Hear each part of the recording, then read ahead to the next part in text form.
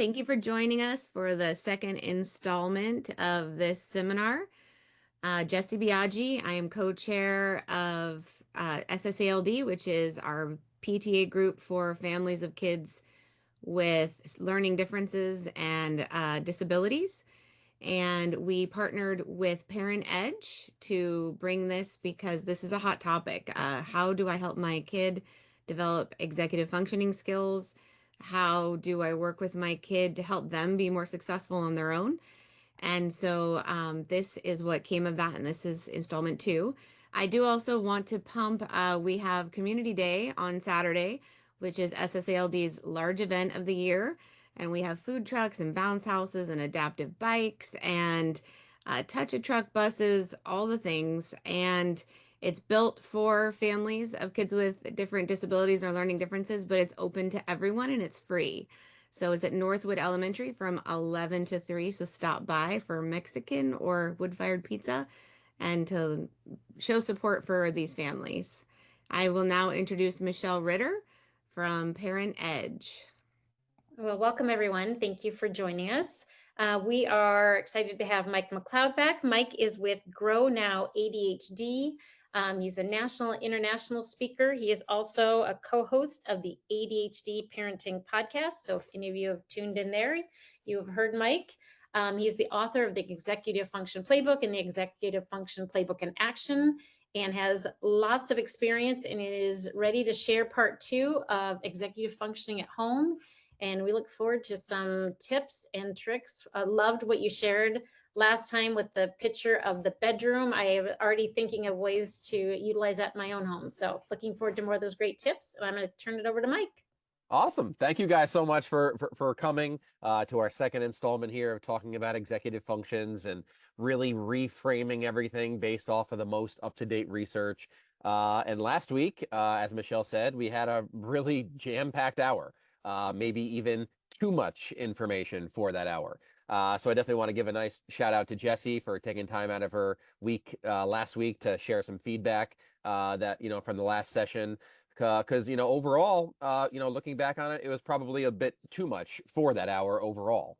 So one thing I wanted to very quickly share with you guys was typically when I do these presentations, which I do numerous of these a week, I have this one large PowerPoint with over 300 slides, and sometimes I'll hide a couple of slides if it's a shorter session, and I had this slide hidden. So I think this is a very important slide to just go over to just review with everybody here. So number one, I am an individual with ADHD. It's a great way to sort of introduce myself. I think it would have been a great plan for me overall, instead of just jumping right in, especially since we have 4 of these hours planned and Jessie and Michelle have been so proactive with planning this kind of stuff. I think it would have been a really good idea for me to take some time to talk a little bit more about myself and where I come from and why I'm so passionate about ADHD and ADHD kids. As an individual with ADHD myself, who struggled obviously as a kid and a teen and as a young adult now, maybe some self-awareness issues, some perspective taking issues, these kinds of things. But, working with these kids for many, many years now and seeing, ADHD kids be, the biggest victims of, big text marketing and being, seeing school continue to be molded in a one-size-fits-all approach, and ADHD kids are being left out. I'm incredibly, incredibly passionate about ADHD kids, that they are capable, that they can achieve their dreams, that they can do great things. And this current youth mental health crisis, the families that Grow Now works with every single day, all across the country, all around the world, it really means a lot to me. Myself and my small team of specialized coaches, it's really all, Grow Now is all about hope. And I don't think I did a good job of sharing hope last week. I think a lot of parents left feeling pretty nervous.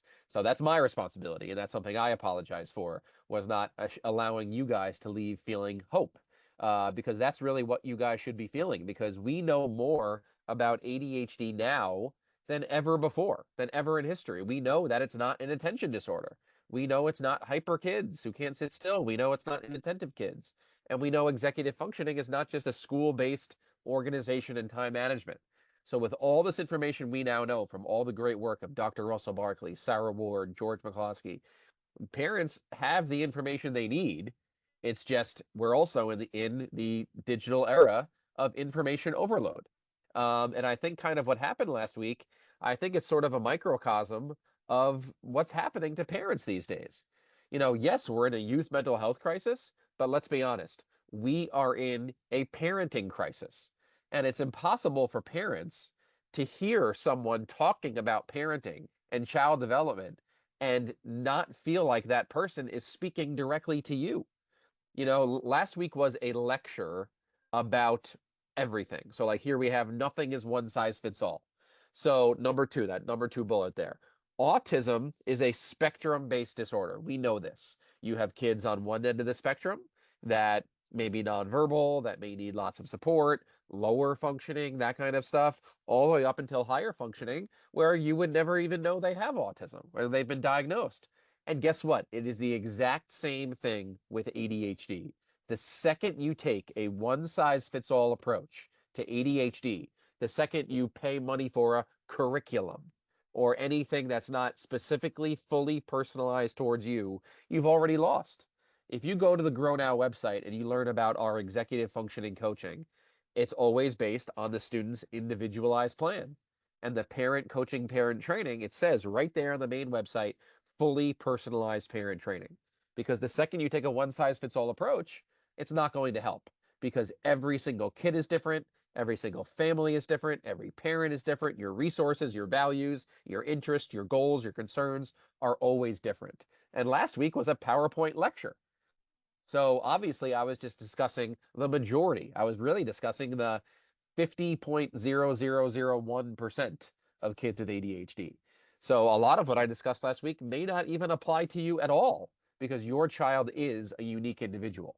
So I am not at any point when I'm reading off of a slide talking about you or your child specifically. And I know this well because I, have my social media account, my Instagram. And very often I'll post a video and parents will message me and say, oh, yes, my kid this, my kid that. And they literally think I made that video specifically for them. And I have to remind them, I've never met you. I don't know you. I don't know your child. I have to remind them, like, I understand, like, the unconditional love we have for our kids and the debilitating anxiety we're feeling about sending them into a world of screens and AI and, this ever-changing world where, we turn on the news and you never know what's going to happen when you turn on the news these days. And then you pick up your phone and you're getting yelled at by a different parenting influencer pushing this capitalist idea of the perfect parent. And it's nonsense. So we have to remember, take everything you learn from a PowerPoint, any training, whether it's one of my trainings or another training, everything has to be taken with a grain of salt. Never change anything about your home. Never change anything about your parenting unless you are taking advice from someone who knows you personally. Don't change your life based on Dr. Becky. Don't change your life based on a PowerPoint slide of me. Don't change your life based on any parenting influencers. Always go with people who know you personally. That is very, very important. And the fact that social media has sort of numbed us to this idea that, anyone can help us, that's really not how it works. You need to go with real people. And another really big thing is that I am an ADHD executive functioning expert. I am a specialist in this field. And I was brought on and hired to do a 4-part parenting series on ADHD and executive functions. But let's be honest, there are endless conditions that are affecting kids these days. Kids are, there's anxiety, there's depression, there's sensory, there's autism, there's dyslexia. There's so many things happening. But last week was all about ADHD and executive function. Like, for example, I talked about how therapy and counseling are not evidence-based for ADHD. And that's true, they're not. But they are evidence-based for anxiety. They are evidence-based for so many other things, right? But I am not an anxiety expert. I can certainly send you lots of referrals for anxiety experts that I love and trust, but I was not brought on to speak on anxiety because I am not qualified to do that. So there are endless other conditions that affect students. So if any time today or any time together, if I say something that sounds too generalized or too extreme, Zoom allows you to raise your hand, take yourself off mute, say something. I understand last week was sort of a rapid fire, and that's on me. And I apologize to any parent who came last week, thought I spoke directly to them, it increased their anxiety, and you did not leave with hope. That's on me. That's my responsibility. So moving forward, I want every single one of you to always feel comfortable taking yourself off mute and asking questions at any time. If I say something that sounds too generalized, too extreme, let's have that conversation. Let's make this a little bit more personal. I think if I was there in person, which I would love to, since I love Seattle, I love Mercer Island, I love the Seahawks, right? So overall, I would love to, I think if I was in person last week, I don't think this would have happened. I think we would have had a little bit more personal touch, but who knows? We make mistakes. But overall, ADHD is very personal to many people. Everyone has their own thoughts, feelings, and lived experiences with it that are 100% valid. So many of you, maybe you're an ADHD parent yourself. Maybe your child has ADHD. Maybe there was not a single thing I said last week that applies to you, your family, or your child. And that's okay. One thing that drives me nuts as an ADHD expert is I'll go into these ADHD parenting groups and I'll see people post, hey, what's a good sport for ADHD kids? Like they're all the same. Like all ADHD kids only fit into one sport, right? Or what's a good job for my ADHD teen to get?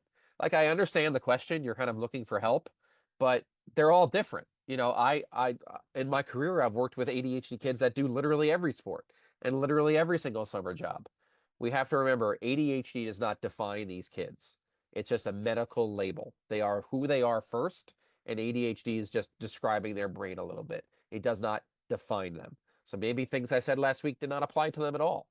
So I would personally like to make this a little bit more of a personal touch with everyone, to have a little bit of conversations. I see we have a lot more people now join on the Zoom. So I would personally love it if we can have a little bit of a back and forth conversation. I would love for someone to take themselves off mute, describe themselves, describe their family. Let's get to know each other a little bit. Let's make this personal, like a little town hall coffee talk kind of thing. It's Cinco de Mayo, guys, right? Let's have a good time.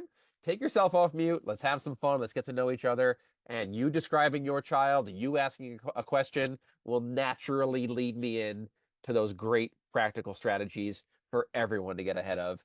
And, you guys are very strong, educated, wonderful parents. I don't think you need some, gray-haired man lecturing at you from a PowerPoint anymore. I think I think we can do a nice conversation. So who's going to be the first brave parent? Take yourself off mute and let's have a nice conversation and ask me any question you would like about yourself or your child.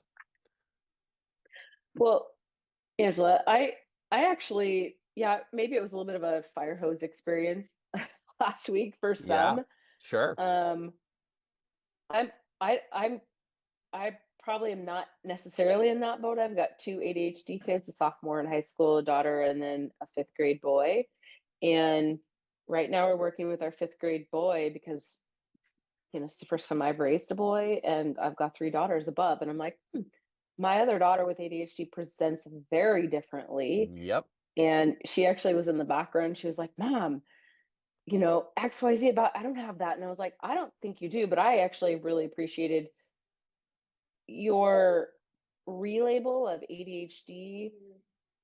There's a certain diagnosis that goes with that, but the relabel of ADHD to executive function pieces, because my goal as a parent is to teach all of my children, regardless of whatever their neurodiversity is, their neuronormalcy, or whatever that's going to look like, that, they need to have the self-awareness, all those sort of executive function things. I appreciate, that, whatever slide you just had up there. Right here. Yep. I was like, and I brought that actually to a parent meeting I had with our fifth graders counselor this morning. They're doing play therapy, and we have a once a month check-in, and I even sent this to her, and I was like, I thought you were spot on with the executive function. I was like, let's work on this in therapy.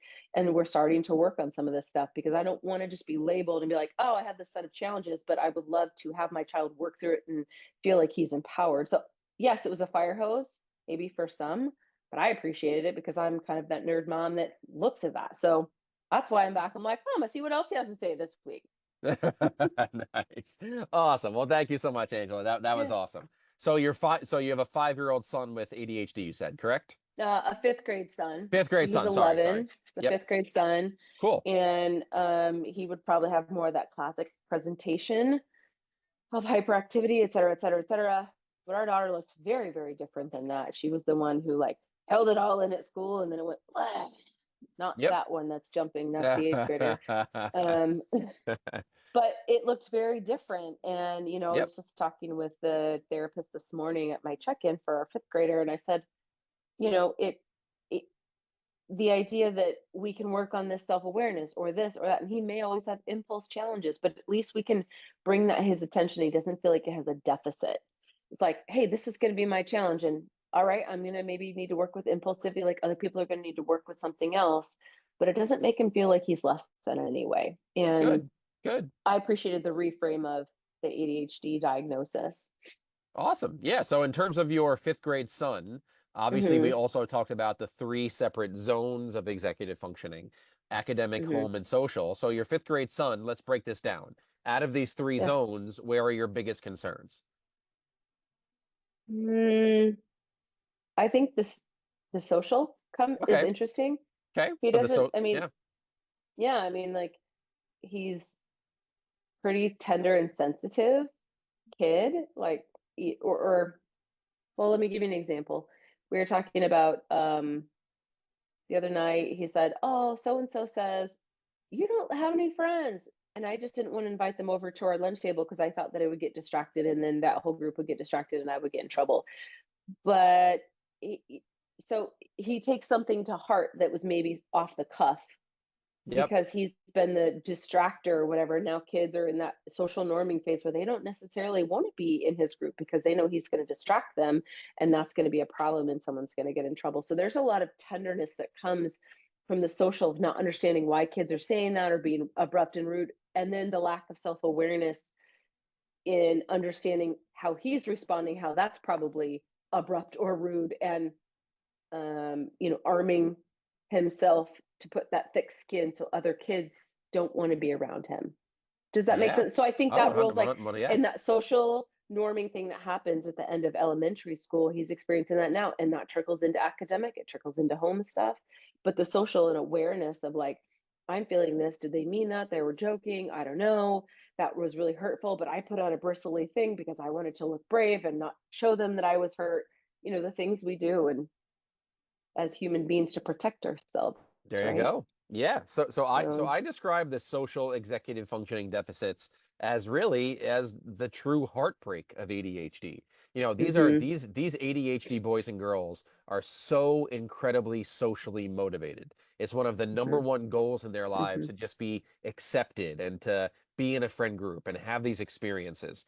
But due to the lack of the internal skills, it's very hard for them to initially make those friends and maintain those friends over time.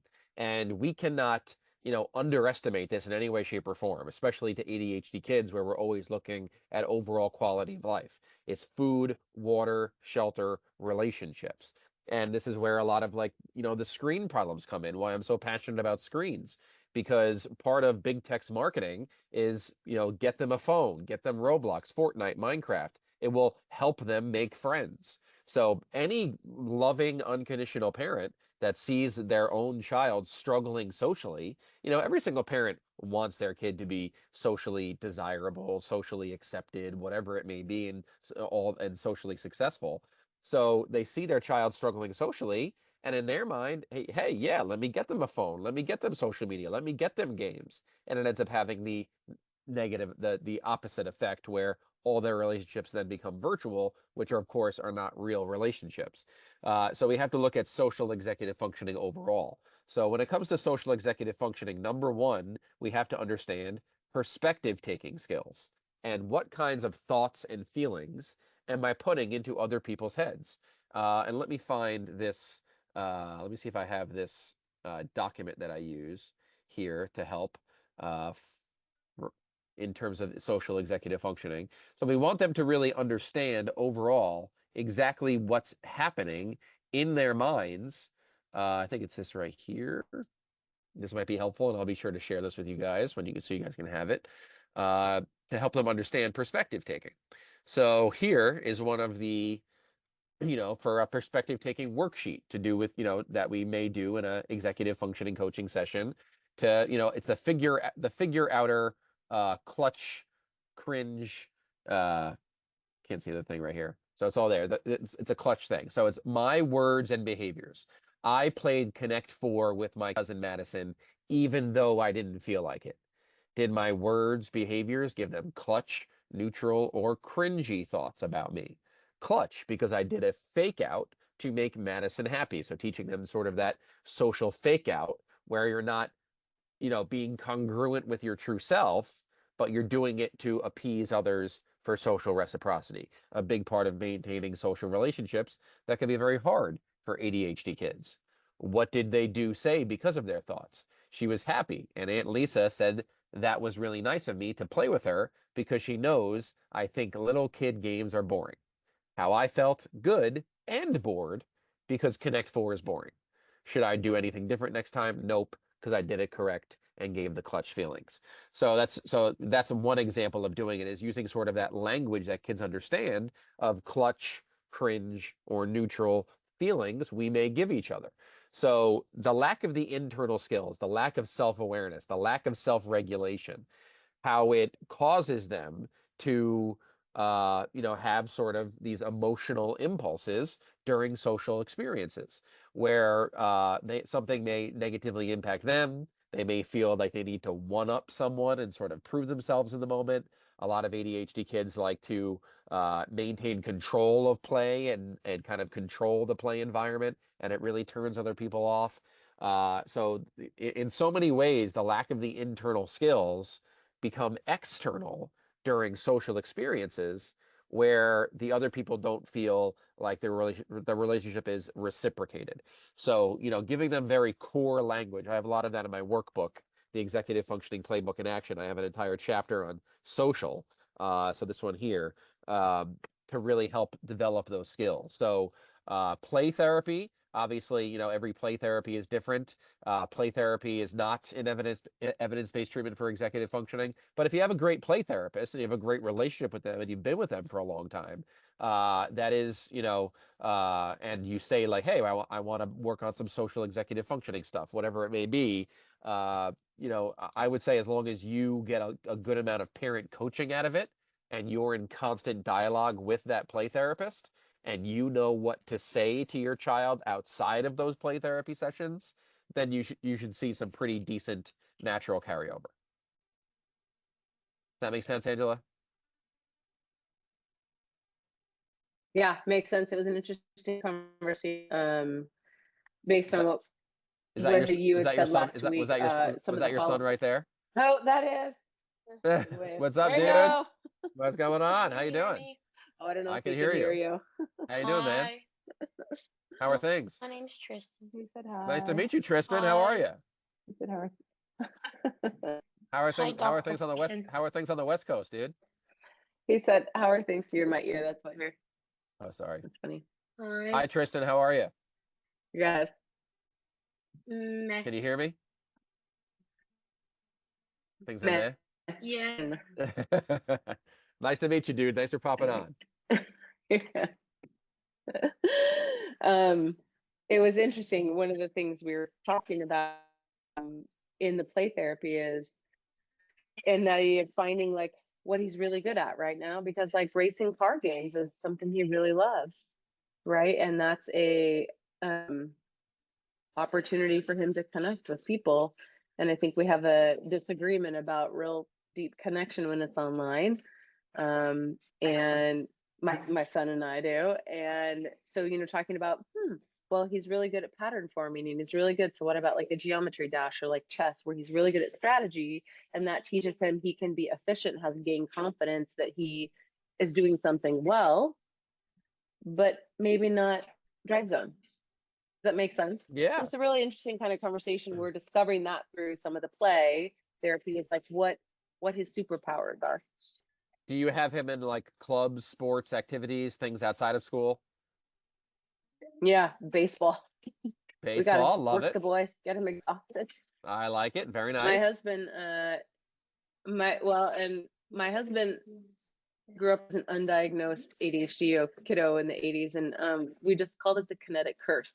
So the idea was to exhaust the kid with a whole bunch of activities to get him to calm down. That's so bad. That's the way to do it. Awesome. Well, thank you, Angela. That was awesome. I would love. Who's next? Who would like to share some questions? Who has questions from last week? Who wants to describe their kid? Ask me a direct question. Take this as a, take this as a parent training session. Take yourself off mute. Ask me a question, and let's share some ideas. Who's next? Is anyone listening? Or are you guys doing 2 meetings at once? Mike, I had the benefit of hearing you speak before when you spoke to the teachers at West Mercer. One of the things that I found to be super helpful was your description of what working memory was. I've read that in so many ADHD books and I've never really understood. And you had a teacher stand up and kind of go through their daily routine, and you talked about the, what is it, the memory you called it? The movie, the mental movie. The mental movie, yep. Can you describe that a little bit? I thought that was really Sure. helpful in helping think about how we talk to our kids about what That they is do. a fantastic idea. All right, so let's do that. Ready? So we have to understand exactly what is the internal set of skills. So before I even do this, let me do a very quick reminder of what we have here. So remember, what is missing here is that stop and think feature in the ADHD brain. Why we always hear these kids are so impulsive, they're so impulsive. It's because they're missing their internal system of checks and balances. But this phrase stop and think might just be the most vague phrase of all time, because that's describing such a crucial human skill in a very basic way. Really what it is self-language. And I also refer it sort of as their internal GPS, their internal system where they are able to internally and independently know what to do. So self-language is the foundation of the 4 pillars. We need a strong self-language. We need these 2 skills to work together in harmony so that we're able to utilize the 4 pillars. So without self-language, we're going to have a weakness and a disconnect. So now let's break down exactly what the 4 pillars are. So exactly what self-language is. Let's break down exactly what self-language is so we can sort of understand this. So all of this comes from the great work of Dr. Lev Vygotsky, that Dr. Russell Barkley took all of the great research of Lev Vygotsky and brought it into the field of executive functions. So it was Lev Vygotsky who discovered that over time, during the first 12 years of life, during this period of great language acquisition, language goes from public to private, egocentric language to privatized, internalized language. So what Vygotsky discovered was that between the ages of 0 to 3, kids will emit language to others. All language during birth to 3 is external, out loud, expressive. It can all be heard. It can all be measured. All the language is just coming outwards externally, and you can hear it. And then I know with my daughter back when she was, 2, 3 years old, I would walk down the street with her and it was all dog, cat, bus, mailbox, truck, all these different things, just describing her world as she's acquiring language and experiencing life for the first time and experiencing these things. All language was just out loud. And then between the ages of 3 to 5, we see language start to be aimed towards the self. So it's not just all external language that can be heard and measured. They now start to take that externalized language towards themselves. So it's not just describing their world externally. They're now aiming language towards the self. But between the ages of 3 to 5, it's all public. You can still hear it and you can still measure it. They're talking to themselves, but it's all out loud. You put a 4-year-old to bed at night, they're in the room by themselves. You put your ear to the door, you hear them talking, even though nobody's there. You put 2 4-year-olds together, it's parallel self-speech. It's all out loud, right? So like my daughter, when she was 4 years old, she would play a game, she'd make a mistake, and she would say, "Oh, silly me." And she always talking to herself, and I can always hear it because we have not yet internalized and privatized that language. So they aim language towards the self, but it has not yet internalized. And then between the ages of 5 to 7, the face and the larynx start to become suppressed, and language goes from public to private. So the face and the larynx suppress. So right around 5 years old, we'll see kids talk to themselves and they start to do this. Well, they'll go, their mouth is still moving, but you can't hear what they're saying anymore. So their mouth moves, but you can't hear that language anymore because it's becoming privatized. So language goes from public to private, and between 9 and 12, they gain full use of their internal privatized language, a crucial human skill. So we figured out that language goes from public to private, and it also goes from external description, where kids describe their world around them, dog, cat, bus, plane, car, to self-instruction, where we use language to instruct ourselves to sequence events and get things done and stay goal-directed. Below 5 years of age, language has not yet gained control over the motor strip of the brain. So you can have a 4-year-old child playing a game and they can be telling themselves, stop, stop, stop, stop, stop. They're not going to be able to stop unless someone comes over and assists them in stopping, because language does not control the motor system of the brain yet. And then between the ages of 5 and 7, there's now been enough diverse experiences where the child's gone out and tried many different things. There's been enough interpersonal relationships now where it's not just the child and the family. They've now played with peers and had experiences. And the brain has developed enough where language gains control over the motor strip of the brain. And here's my favorite quote in all of executive functioning land from Dr. Russell Barkley: what you say starts to control what you do. And this is crucial. Think about every single one of us, all of us adults. The second our eyes wake up, we're always in a constant dialogue with ourselves. I got to get up. I got to make the coffee. I got to get the car by 8, get to work by 8:15. If I get there by 8:15, I can do this, I can do that. And we're constantly talking to ourselves to stay independent. And you can't do that unless you have an internal dialogue. You need an internal dialogue to be successful socially. You need an internal dialogue to be independent in life. So really, a great thing you can try sometime is try to engage in internal self-talk with yourself. You can recite the words to your favorite song silently, privately in your head. You can talk to yourself and try to talk externally to the person next to you at the exact same time. It's not going to happen because it's the exact same system. All verbal thinking is speech to the self, but the face and the larynx are just suppressed.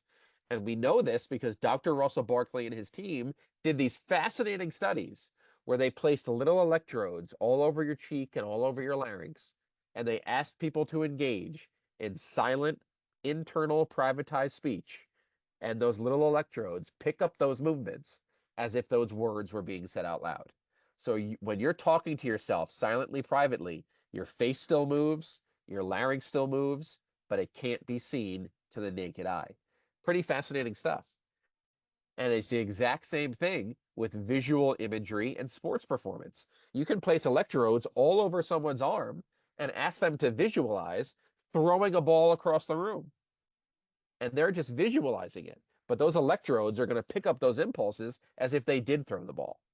That's the power of the internal language system.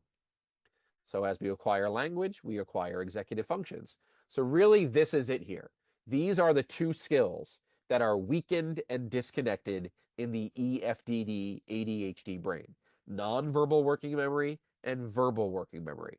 What we're describing right now is verbal working memory, which is a very fancy term for self-speech, self-directed talk, the ability to engage in internal dialogue. It's as simple as that. Self-directed speech, self-stated intentions, internally, privately, talking to yourself. But even more important than self-talk is nonverbal working memory. Nonverbal working memory is the core deficit of ADHD. And that's really what causes the time blindness, the impulsiveness, the social issues, the lack of the ability to plan, prioritize, organize. If you guys come away with anything from this 4-part series, I want every single one of you to understand nonverbal working memory. It is crucial. Nonverbal working memory, we'll break this down. So so overall, we talked about how language goes from public to private, and it's the exact same thing with executive functions. Constant focus on others and what others are doing, and then focusing on the self. Constant need for adult help, but now I'm independent. I don't need help anymore. Everything is external to internal. So executive functions, actions towards others, turn back to the self. The first step in stop and think is stopping. Inhibition, shut down the motor system. Stop self from what you would have done on impulse. That's step one. Step two, nonverbal working memory. This is part one in the think in stop and think. So this right here, I need every single parent to understand this, because this is exactly why your verbal prompts aren't working. ADHD parents get stuck. Verbal prompt, verbal prompt, verbal prompt, verbal prompt, and they don't end up working. They end up creating more fights, more arguments, more negotiations because of their negative attention-seeking brain, and then nothing gets done, and then parents get stuck in the mindset of nothing gets done unless I step in. And I can almost guarantee the majority of you parents right now on this call probably operate every single day under that mindset. That's part of the mental load of parenting. Nothing gets done unless I step in. Talk about the mental load. Talk about parenting burnout, where the entire family is reliant on you. That's unsustainable. That's not fair to you to have to carry that burden, because we need to develop nonverbal working memory. Exactly why verbal prompts don't work and written checklists don't work. So nonverbal working memory is the visual imagery system of the brain. Exactly why executive functioning is just a fancy medical term for the imagination. For all of you who got your kids diagnosed with ADHD, was it your kid going and taking the tests themselves and we were testing their executive functioning skills? No, it was a bunch of informal checklists that you filled out and the teacher filled out. You probably filled out the brief, the behavior rating inventory of executive functioning, or the McCloskey scales, or the Vanderbilt, which just lists a bunch of behaviors and you fill out, does it happen never, sometimes, often, always. If you got enough always, your kid has ADHD. Because there will never be a standardized test to measure executive functioning skills. That's why they don't make their way into the curriculums at schools. That's why teachers don't learn about executive functions when they're getting their master's degree to become a teacher. Because what are American schools obsessed with? Testing, testing, testing. And there will never be a standardized test to measure executive functions. Because how are you going to measure someone's imagination? It's never going to happen. And that's what it is. Exactly why screen use inhibits the development of executive functions. Number one, it kills experiences where the kid only wants to be on the screen, but it also creates the images for you, so you never have to do it yourself. And on top of that, it destroys boredom.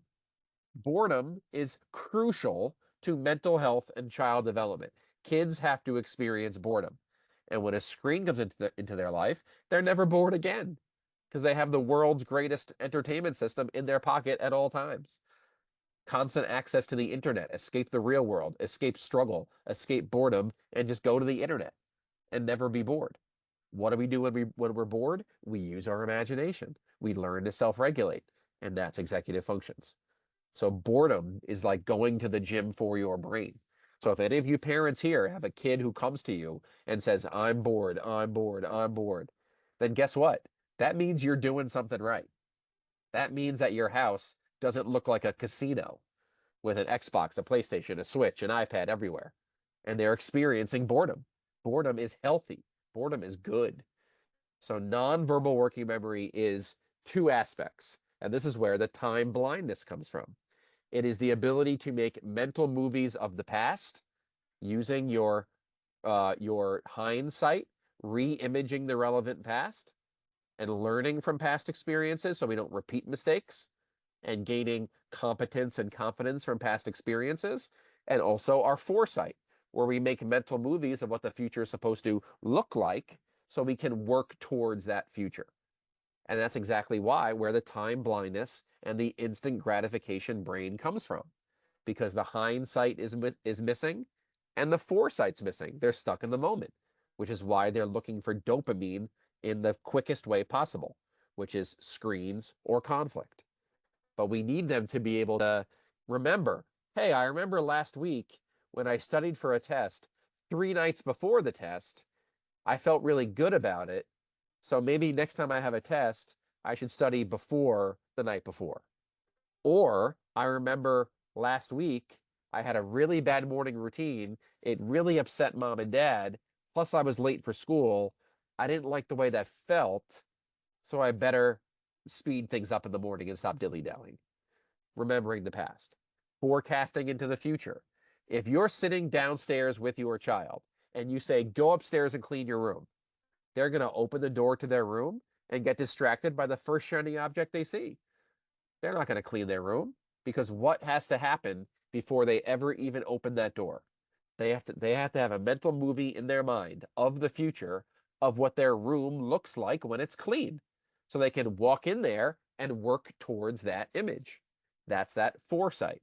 I get my homework done now so I don't get in trouble almost 12 hours later at school, right? I take care of weekend plans during the week, so I'm busy during the week, whatever it may be. I get my chores done so I can have fun later. All those kinds of things. So just like the 7 habits of highly effective people, number 1, start with the end in mind. And by 1 year of age, human beings' nonverbal working memory visual imagery system is stronger than all other living species. This is the foundation to what human beings are all about, our ability to visualize things. And human beings' mental movies, the movie theater of the brain, it's so strong. Not only can we make the movies, but we can reinvigorate all of our senses. Like if you can make a mental movie right now of the last time you went to a restaurant to go have a dinner or a lunch or whatever. And just from that movie, you can rehear the sounds of the restaurant, re-feel the texture of the napkin, re-taste the food, because it all flows from that image. That's how strong human beings' visual imagery is, and how important varied experiences are. Another reason why screens are bad, they're experience killers. So we have to understand how important experiences are because they build that visual imagery system. So mental movies is crucial. What are the 2 academic tasks that kids with ADHD struggle with the most? Reading comprehension and written expression. Because what do we do when we read? We have to make a mental movie. What do we do when we write? We have to have it organized up here. Michelle, you had a question? Yes, so you clarified last time when you showed the picture of the room with the different areas, what a clean room would look like. And I think you also showed the person getting ready at night in the morning with brushing their teeth and that mental movie in that way. How Yep. do you, for ADHD kids, connect the emotion if it's not something that's visible? So if you have a child that when they stay up late at night, they feel really horrible in the morning, and then the next night you say, remember how horrible you felt in the morning, and they can't make that particular connection. How do you make that mental movie when it's tied to an emotion versus something physical? Yep. So what we have to be able to do there, it's a fantastic question, is this is when you be short and stay on message. So remember, we have to use 90% less language. Do your best to not go into a long-winded lecture. Here is a great time to use when, then language. It's very quick when, then. When you stay up all night, then you feel like crap in the morning. When this happens, then that happens. It has to be very clear, on point of when, then, cause, and effect. You can say it to them verbally. You can create an image of it. This is where things like using AI for parents with their fully developed brains they can create a quick little image of it and share it with their kids. They can share the picture of the correct act of when you get enough sleep, then your morning routine is good. It needs to be a very quick and clear 1 sentence, when, then. Very, very important. And is it someone the else? repetition that makes that effective? Doing that Yes. multiple times? Yes, 100. Yes, and just very clearly stating it and not getting into a back and forth. Just the when, then, and that's it. You can say that when, then statement and then walk away, because they're probably going to have a little bit of conflict seeking when you say things like that. So it's very, very important to say that sentence and get out of there. All ADHD behaviors need an audience. So when you say things like that, expect them to have a little bit of defense mechanisms.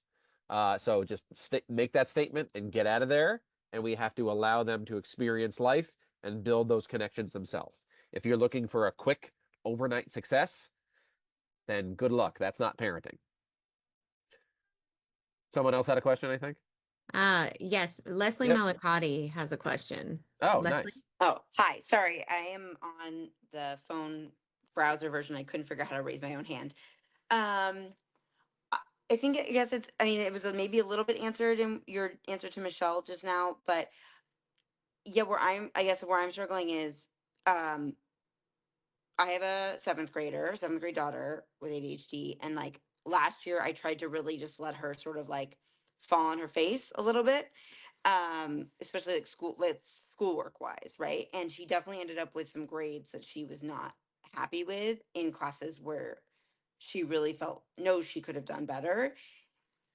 So she's felt the consequence, and yet she cannot get herself over the hump of actually implementing any strategy to make it better. So it's like, again, we're in this position this year where it's like, until a grade comes out and it's not good, and then she's asking for help and we're having to walk her through sort of like what she can do to raise the grade or do moving forward, including even just like message your teachers and talk to them and say what needs to happen for me to do better in the next trimester. Without prompting, she won't do that. So I guess my sort of question is like, what do I do in these situations? Do I just continue to let her fall on her face, or what is the sort of scaffolding that I can do that can help her learn strategies to put into place? So this term "fall on her face" is obviously a very vague thing. So that can mean a number of different things. So overall, what I'm getting at here is she's simply not doing the appropriate. She's not doing the appropriate tasks to be successful at school. Correct? Yeah, like she's not even really checking what is due when it's due, or she's doing it and not turning it in because she's forgetting to turn it in. I mean, all the things. And I basically tried in sixth grade to just not hover and not micromanage it so that she could see what happened when she was left to her own devices. So one of the most powerful things I want all parents who attend these meetings and are spending their free, you know, Cinco de Mayos with me, I want all of you to come away with a great expanded toolkit. The number one thing is we have to reframe. It's not, why isn't my child doing the task? It is instead, what are they doing instead of the task? So you made a great point. She's not doing the appropriate steps needed to be successful at school. So that my follow-up question is, what is she doing instead? What do her day-to-days typically look like? I mean, she does dance class like 4 days a week, so Uh-huh. a lot of it is that. So it's a question of like, do you know if you have work that needs to be completed before then or not? Uh-huh. Um, she'll easily distract herself with I mean, if she's checking on her iPad for school iPad, she can distract herself with stuff on the iPad, but we're pretty good. She does that in the kitchen, so I can see if she's doing work or not doing work. And so she's not doing work, it gets put away.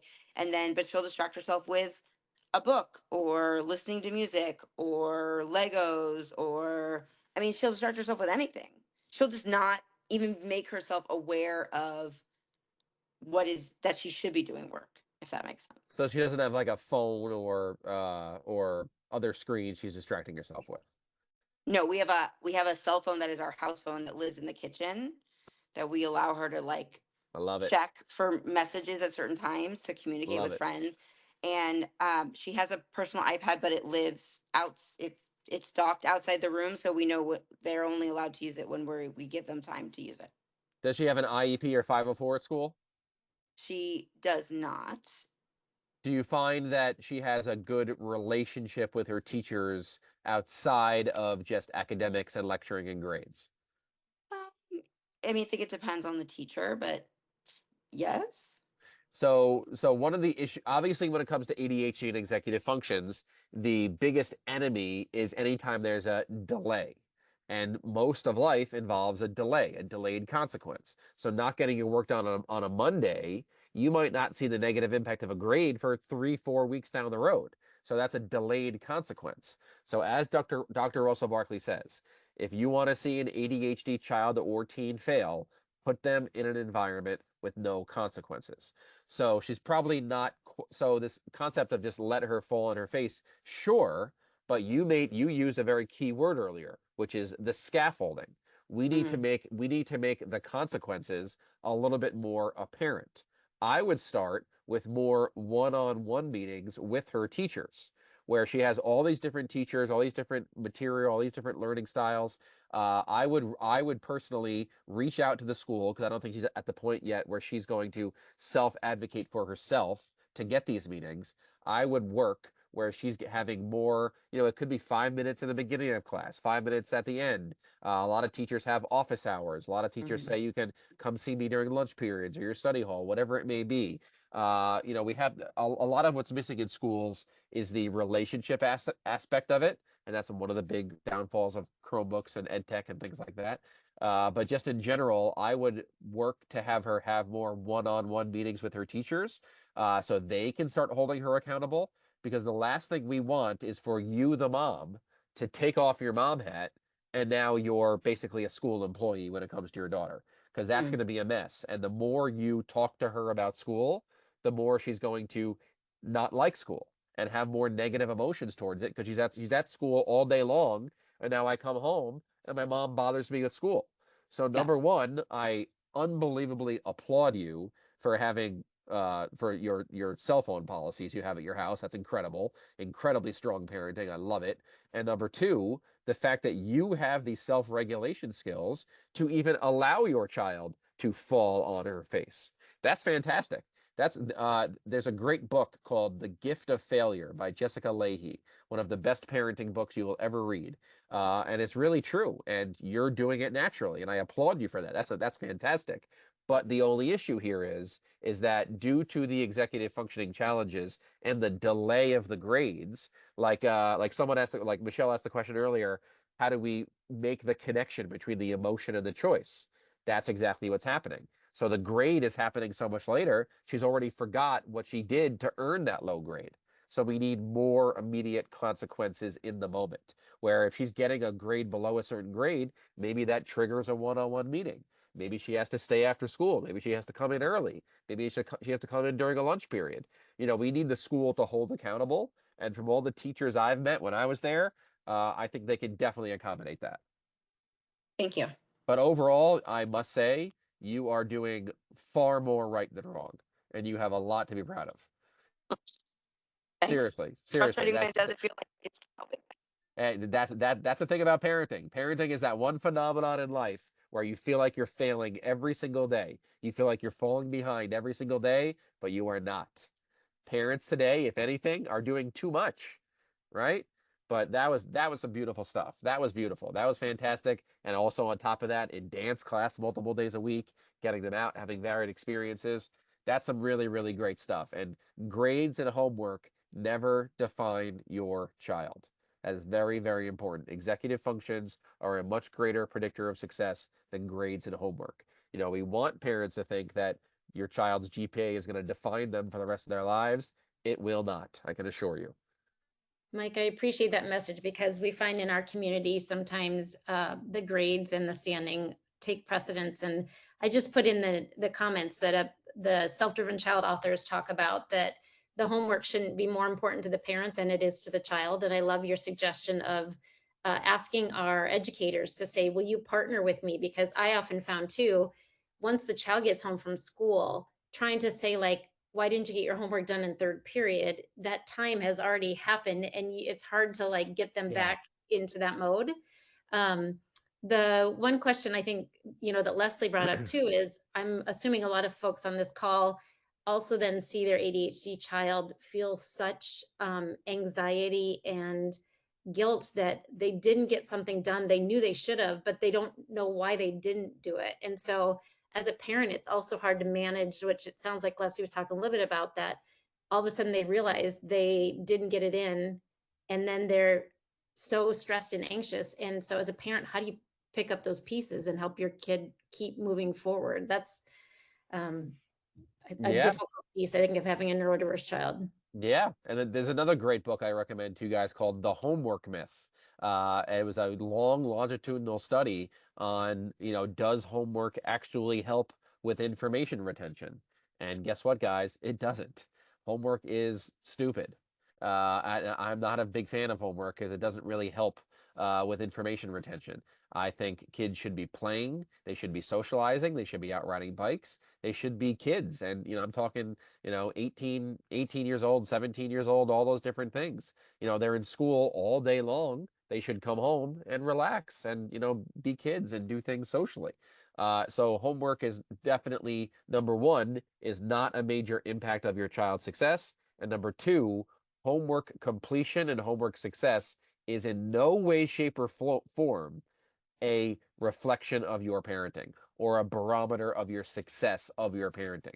So one of the number one things for ADHD parenting is we need to get the structure and the systems in place where home and school are completely separate. Asking a child to get schoolwork done at home is a pretty massive task, right? Like, think about all of us when we went to college. Did we do our work in the dorms? Or did we have to go to the library to get our work done, right? It was impossible for me to get any work done in the place where I lived, in the place where all my stuff was. I had to go to a neutral place that I associated with work. And your kids come home and that's where they are themselves. That's where they're their true selves. It's where they learn to walk and crawl and talk and do these things. And now they have to do algebra there. Are you kidding me? That's hard for kids. So whether it's a local library, whether they stay after school, whether you get them with a peer and they're doing some of that ADHD body doubling, whatever it may be. But, parents, this is what's happening with these Chromebooks now is parents feel like they have to sit right next to their child and watch them do their work. But what we have to realize, the ADHD conflict-seeking brain, mom is sitting right there. Should I sit there and do this annoying homework? Or should I get into a 3-hour fight with mom over 5 minutes of homework? Because that's what's going to give me dopamine aside from this boring homework. So we have to find ways to keep home and school completely separate, not only for the benefit of the child, but also for the benefit of the parent. The best parents are the ones that have a real, strong work-life balance, that are still their true selves, have their own friends, their own hobbies, their own interests, and a life outside of their child. How important is that for parents today in this parenting crisis? Let's get back to focusing on ourselves. That's not selfish. That's self-care.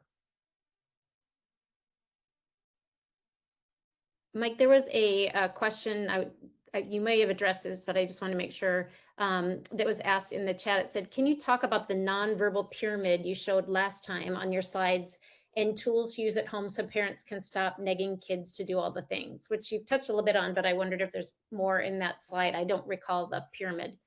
I believe she's referring to the prompt hierarchy.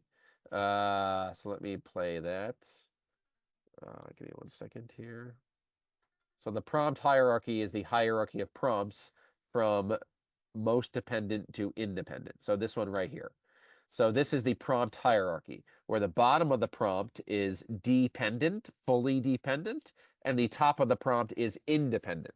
So the bottom of the prompt is full physical, which is basically you doing it for your child, where you say, go clean your room, and you basically just go do it for them because they're fully dependent on you. Then partial physical, the kid does 5% of it, but you do 90% of it. Then on top of that, you have to go and actually model for the child how to do it. Then on top of that, you give the kid a gesture and they see the gesture, they know what to do. Then the top of that is verbal. You say verbally, go clean your room, and they go and do it. And then the top of that is visual. They see a visual and then they know what to go do. So this is the hierarchy we have to start looking at with our kids, because ADHD parenting is about figuring out what is my child capable of doing for themselves so I can stop doing it for them. So if they're once they get to the age where they can pack their own lunch, do their homework, morning routine on their own, they need to be doing these things on their own. But we have to remember the ADHD neurodiverse brain gets lots of stimulation from negative attention. So the verbal prompting basically should be at the bottom of the pyramid for ADHD, because the verbal prompting, because when you go to an ADHD child and say, go put your shoes on, you're giving them a fork in the road. They could put their shoes on and hear a quick good job, or not put their shoes on and have you chase them around the house for 3 hours. They're going to choose the conflict. They're going to choose the fight. So verbal prompting gives them too much of a choice to do the opposite of the verbal prompt and get negative attention stimulation. We instead need to do far more visuals, far more gesturing. Never underestimate the power of this gesture, like the calm down, pump the brakes gesture. Start to do that instead of the long lectures, especially if your child has lots of dysregulation in the home. Saying nothing and doing this, start doing that tonight. Start practicing that. Just a quick little hand motion and say nothing, and you'll be amazed at how much their self-regulation improves as compared to you trying to reason with them and get them to understand that they're doing that. So eliminating verbal and doing more visuals and gestures, because that is what triggers nonverbal working memory. And all executive functioning starts with nonverbal working memory. Thank you for reviewing that. I just realized we are at 7:03. Hopefully everyone got some great information and got some of your questions answered. If you do have questions for our next session, feel free to send those to miparentedge@gmail.com, and we'll try to get those to Mike in advance. We do not have a scheduled meeting next week, but we have one the following week, and I will send out a reminder. And we'll be talking about executive functioning in academics. Absolutely. Jesse, anything to add there? No, that was great. Thank you so much. Yes. Thank you all for your time. And thank you, Mike. And we'll see you in 2 weeks. Absolutely. Thank you guys so much for joining. Really appreciate it. Feel free to reach out, send me an email, send me a DM. I'd love to get to know everyone personally. But I'm really enjoying this stuff, and a big shout out to Michelle and Jesse for making this all happen. I'm really enjoying getting to know you guys. So reach out anytime, and I would love to chat. Great. Thank you. Thank And have a good you. evening, everyone. Awesome. Thank you guys.